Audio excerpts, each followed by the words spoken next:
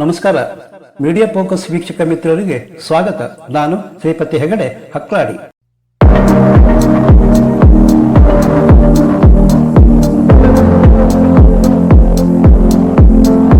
Blood milk, ಹಾಲಲ್ಲ ರಕ್ತ. Trump Modi ನಡುವೆ ಕುಲಾಂತರಿ ಸಮರ, ಟಾರಿಫ್ ಬ್ಲಾಕ್ ಮೇಲು. ಆದರೆ ಮೋದಿ ವಿರೋಧಿಗಳಿಗೆ ಟ್ರಂಪ್ ಹೇಳಿಕೆ ಬ್ರಹ್ಮಾಸ್ತ್ರ. ಇದು ಹಾಲ, ರಕ್ತನ ಅಥವಾ ಬಾಟಲಲ್ಲಿ ಹರಿಯುವ ರಕ್ತದ್ರವ, ಬ್ಲಡ್ ಮಿಲ್ಕ್? ಟ್ರಂಪ್ ಭಾರತ ಬಗ್ಗಿಸೋಕೆ ನೋಡಿದರೆ ದೇಶವೇ ಮುಖ್ಯ, ಮತ್ತೆಲ್ಲ ಗೌಣ ಭಾರತದ ಎದುರೇಟು. ನಮಗೆ ಏನು ಬೇಕು, ಯಾವುದು ಬೇಡ ಅಂತ ನಿರ್ಧರಿಸೋದು ನಾವೇ. ಯಾವ ದೊಣ್ಣೆ ನಾಯಕನ ಅಪ್ಪಣೆ ಬೇಡ. ರೈತ, ಹೈನುಗಾರಿಕೆ, ಕೃಷಿ, ಆರೋಗ್ಯ ಮುಖ್ಯ ಅಂತ ಆಡಳಿತ ಹೇಳಿದರೆ, ಅಮೇರಿಕ ಹೇಳಿಕೆಗೆ ವಿರೋಧ ಪಕ್ಷದ ನಾಯಕರ ಪ್ರತಿಧ್ವನಿ. ಇವರು ದೇಶ ವಿರೋಧಿಯ, ದೇಶ ಪ್ರೇಮಿಗಳ? ನೀವೇ ನಿರ್ಧರಿಸಿ. ಪಾಶ್ಚಿಮಾತ್ಯ ಪ್ರಭಾವ ಹೆಸರಲ್ಲಿ ಭಾರತದಲ್ಲಿ ಹೊಸ ಅಜ್ಞಾತ ಯುದ್ಧ ಆರಂಭ. ಇದು ಕುಲಾಂತರಿ ತಳಿ ಮಾಂಸಾಹಾರಿ ಹಸು ಹಾಲು. ಆದರೆ ದೇಶಿ ಹಸು ಗೋಮಾತೆ, ಅಮೇರಿಕ ಹಸು ನಾನ್ ವೆಜ್. ಹಾಗಾದರೆ ಅದೇನು ಟ್ರಂಪ್ ಟಾರಿಫ? ತಪ್ಪು ದಂಡ ನಾನ್ ವೆಜ್ ಹಸು, ಬ್ಲಡ್ ಮಿಲ್ಕು, ಕುಲಾಂತರಿ ಕತೆ, ವಿಜ್ಞಾನ, ಸಂಸ್ಕೃತಿ, ರಾಜಕೀಯ, ಸಂವೇದನೆ, ನಂಬಿಕೆ ಇವನ್ನೆಲ್ಲ ಜೋಡಿಸಿ ನಿಮ್ಮ ಮುಂದೆ ಇಡುವ ಪ್ರಯತ್ನ ಇಲ್ಲಿದ್ದು. ವಿಡಿಯೋ ಸ್ಕಿಪ್ ಮಾಡದೆ ಪೂರ್ತಿ ನೋಡಿ.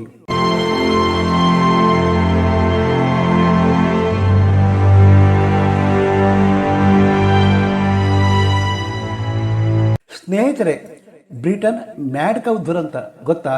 1990ರ ದಶಕ ಲಕ್ಷಾಂತರ ಹಸುಗಳಿಗೆ ತನ್ನದಲ್ಲದ ತಪ್ಪಿಗೆ ಮರಣದಂಡನೆ. ಕಾರಣ ನಾನ್ ವೆಜ್ ಊಟ. ಹುಲ್ಲು, ಬೂಸ, ಕಸಕಡ್ಡಿ, ಹಿಂಡಿ, ಹತ್ತಿಕಾಳು, ಸೊಪ್ಪು ಸೊದೆ, ತರಕಾರಿ ಬದಲು ಮಾಂಸಾಹಾರ ತಿನ್ನಿಸಿದ್ದೇ ಹಸುಗೆ ಬಂತು ನೋಡಿ ರೋಗ. ರೋಗದ ಹೆಸರೇನು ಗೊತ್ತಾ? ಬೋವೈನ್ ಸ್ಪಂಜಿ ಫಾರಂ ಎನ್ಸ್ಪಲೋಪತಿ, ಅಂದರೆ BSE.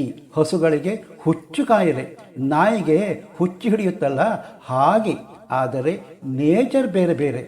ಮದ್ದಿಲ್ಲದ ಕಾಯಿಲೆ, ನರಶಮನಕಾರಿ, ಅಸಹಜ ನಡವಳಿಕೆ, ನಡೆಯುವುದಕ್ಕೂ ಸಮಸ್ಯೆ, ವೆಯ್ಟ್ ಲಾಸು.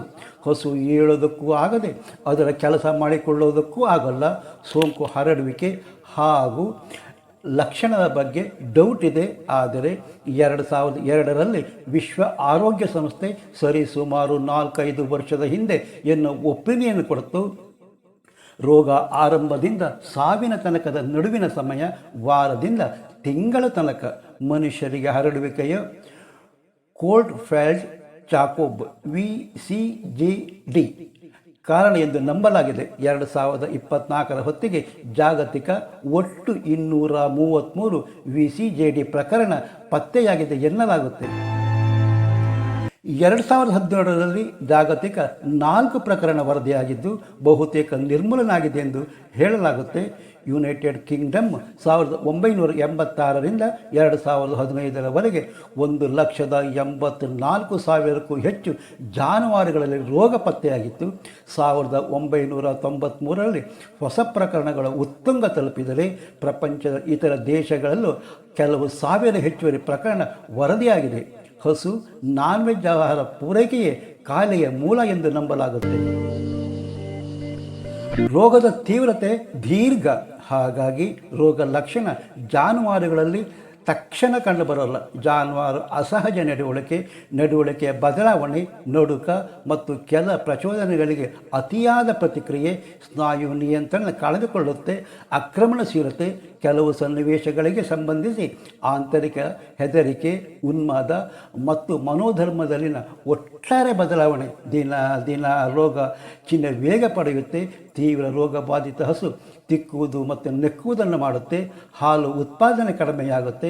ಕುಂಟತನ, ಕಿವಿಯ ಸೋಂಕು, ಹಲ್ಲು ಕಡಿಯೋದು ಸೇರಿದಂತೆ ನಿರ್ದಿಷ್ಟವಲ್ಲದ ಚಿಹ್ನೆ ರೋಗ ಲಕ್ಷಣ.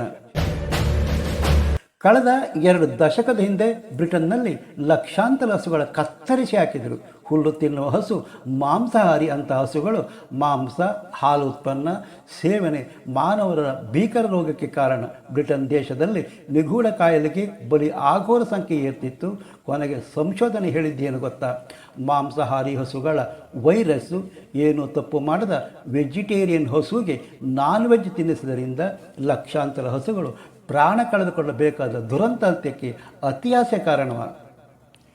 ಇವತ್ತು ಅಮೆರಿಕ ಬ್ರೆಡ್ ಮಿಲ್ಕ್ ಕುಲಾಂತರಿ ತಳಿಗಾಗಿ ಬ್ಲ್ಯಾಕ್ ಮೇಲ್ ಮಾಡ್ತಿದೆ. ಭಾರತ ಕೃಷಿ ಆಧಾರಿತ ದೇಶ. GDP ಕೊಡುಗೆ 40% ಭಾರತಕ್ಕೆ ಅಮೆರಿಕ ಕುಲಾಂತರಿ ಬೀಜ ಬೇಕಾ? ಕೃಷಿ ವರ್ತುಲ ಏರುಪೇರಾಗಿ ಭಾರತ ರೋಗಗ್ರಸ್ತ ಕೃಷಿ ಮಾಡಿ ಜನರು ರೋಗಿಗಳಾಗಬೇಕಾ? ಹಸು ಮಾಂಸ ತಿಂದ ಬ್ರಿಟನ್ ನಿವಾಸಿಗಳು ಜೀವ ಕಳೆದುಕೊಂಡರು. ಇನ್ನು ಅಮೇರಿಕ ಬ್ರೆಡ್ ಮಿಲ್ಕ್ ಕುಡಿದು ಭಾರತೀಯರು ರೋಗಗ್ರಸ್ತರಾಗಬೇಕಾ? ಕೆಟ್ಟ ಮೇಲೆ ಬುದ್ಧಿ ಬಂತು ಅಂತಾರಲ್ಲ, ಹಾಗೆ ಬ್ರಿಟನ್ ಸಂಪೂರ್ಣ ಹಸು ಮಾಂಸ ನಿಷೇಧಿಸಿದ ದೇಶ. ಆದರೆ ಈಗ ಅಮೇರಿಕ ಲ್ಯಾಬ್ನಲ್ಲಿ ಹುಟ್ಟಿದ ಬ್ರೆಡ್ ಮಿಲ್ಕ್ ಅದೇ ಹಾದಿಯ ನವತರುಣ. ಬ್ರೆಡ್ ಮಿಲ್ಕ್ ಹುಟ್ಟಿದ ಹೇಗೆ ಗೊತ್ತಾ? ಅಮೇರಿಕ ಲ್ಯಾಬ್ ಹೊಸ ಪ್ರಯೋಗ. ಹಾಲಿನ ಉತ್ಪಾದನೆ ಹೆಚ್ಚಿಸಲು ಹಾರ್ಮೋನ್, ಜೀನ್ ಎಡಿಟಿಂಗ್, ಕ್ಲೋನಿಂಗ್, ತ್ಯಾಜ್ಯ ತಳಿ ಹಸುಗಳ ಸೂಪರ್ ಮಿಲ್ಕ್ ಕೌ. ಆದರೆ ಭಾರತದಲ್ಲಿ ನಂದಿನಿ ಇದ್ದಾಳೆ, ಕಾಮಧೇನು, ದೇಶಿ ಗೋಮಾತೆ ಬದಿಗಿಟ್ಟು ಬೇಕಾ ಬ್ರೆಡ್ ಮಿಲ್ಕ್? ಅಮೇರಿಕ ಒತ್ತಡಕ್ಕೆ ಭಾರತ ಮಣಿಬೇಕೇನ್ರಿ? ಭಾರತದಲ್ಲಿ ಹಸು ಎಂದರೆ ಮಾತೆ, ದೇವತೆ. ಜೀವನ ಪೂರ್ತಿ ಹಾಲು, ತುಪ್ಪ, ಮಜ್ಜಿಗೆ, ಗೋಮೂತ್ರ, ಗೊಬ್ಬರ.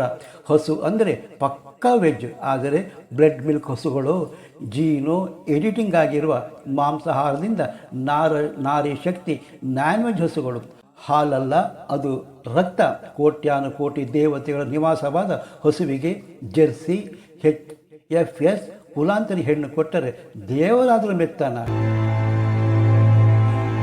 ಇದು ನಮ್ಮ ದೇಶ, ನಮ್ಮ ಸಂಸ್ಕೃತಿ, ನಮ್ಮ ಹಾಲು, ನಮ್ಮ ಕೃಷಿ. ಇದು ಅನ್ನದ ಯುದ್ಧವಲ್ಲ, ನಂಬಿಕೆಯ ಸತ್ಯಾಗ್ರಹ. ಇನ್ನು ಕುಲಾಂತರಿ ಭಾರತ ಕೃಷಿ ಆಧಾರಿತ ದೇಶ. ದೇಶದ ಬೆನ್ನೆಲುಬು. 40% GDP ಕೊಡುತ್ತೆ. ಹಾಗಾಗಿ ಕುಲಾಂತರಿ ಸಾಗು ಹಾಕುವ ಪ್ಲ್ಯಾನು ಟ್ರಂಪಣ್ಣಂದು. ಹಾಲು ವಿಶ್ವಾಯಿತು. ಕುಲಾಂತರಿ ತಳಿ ಯೋಗ್ಯವ, ಆರೋಗ್ಯವ, ಅಮೇರಿಕದ ಆದಾಯವ? ಭಾರತಕ್ಕೆ ಕುಲಾಂತರಿ ಬೇಕಾ? ಮಾಂಸಾಹಾರಿ ಹಾಲು ಕುಲಾಂತರಿ ತಳಿಗೆ ಭಾರತ ಸೊಪ್ಪು ಹಾಕ್ತಾ ಇಲ್ಲ. ಬಾಹ್ಯ ದೇಶಿ ತಳಿಗಳ ಹಾಲಲ್ಲಿ ಹಾರ್ಮೋನಲ್ ದೋಷ, IGF-1, BST, ಎಸ್ಟ್ರೋಜನ್ ಷರತ್ತು, ಗರ್ಭಧಾರಣೆ ವ್ಯತ್ಯಯ, ಕ್ಯಾನ್ಸರ್ ಅಪಾಯ. ಭಾರತದ ಗೋತಳಿ ಏಕೆ ಉತ್ತಮ ಅಂದರೆ ದೇಶಿ ತಳಿಗಳ ಹಾಲು ಮಾತ್ರವಲ್ಲದೆ ಔಷಧೀಯ ಗುಣ. ಬಜೆಟಲ್ಲಿ ಗೋ ಸಂರಕ್ಷಣೆ ಯೋಜನೆ.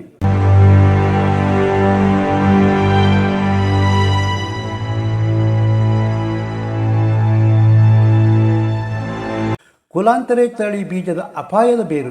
ಭಾರತದಲ್ಲಿ GM ಸೋಯಾಬೀನ್, BT ಬದನೆ, GM ಮಾಸ್ಟರ್ಡ್. ವ್ಯಾಪಾರ ಒತ್ತಡ.